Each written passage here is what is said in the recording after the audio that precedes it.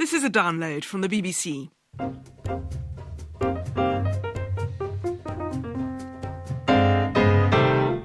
You're listening to The Forum from the BBC World Service.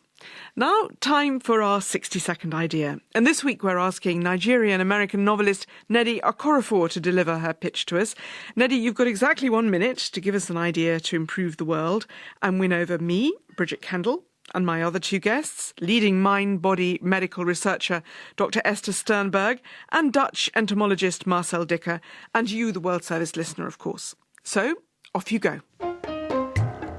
As a Nigerian, I'm annoyed by stereotypes about Nigerians and others, and internet fraud. Nevertheless, I pushed my thinking in this direction.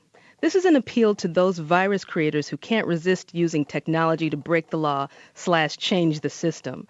I implore you to use your powers for good instead of evil. Create a virus that will end corruption.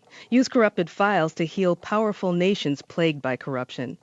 How about creating a virus that follows government funds and reports wherever large amounts of those funds are digitally moved? Or a virus that infects the cell phones of corrupt police and records their requests for bribes? Or a digital worm that lurks in cyber cafes that hijacks the email accounts of 419 scammers and sends out apologies to anyone the fraudsters have ever emailed? It's harder to do good than evil, I think, but far more rewarding. And I think that's an idea that will change the world.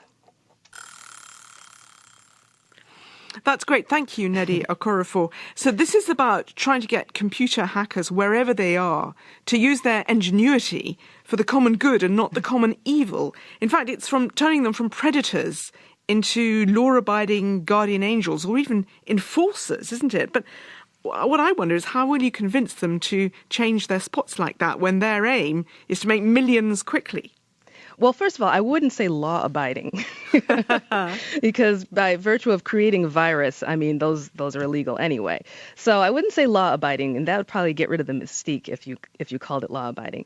But basically what I'm asking is for not just the people who do fraud, but people who create viruses. A lot of them are, in my opinion, just people with a lot of time who like to kind of test the system, create these viruses that find flaws in different systems.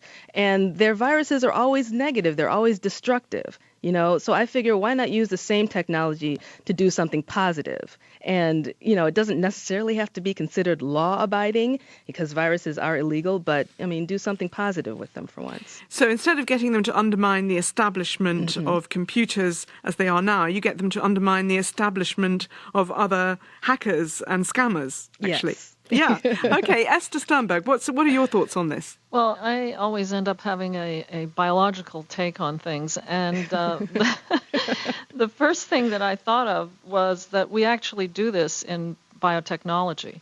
There is a whole new field of gene therapy, which evolved from hijacking the viruses and using them for the common good instead of ill. So when you get infected with a virus, it affects one part of your body, right? You get either a gastrointestinal virus or a rhinitis. It affects your nose or your lungs.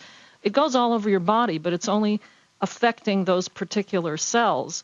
And the reason is because viruses have parts to them that target certain cells and other parts that cause the disease. So what gene therapy does is it takes that part that targets cells, cuts away the part that causes the disease, and instead sticks a drug on that will cure the disease.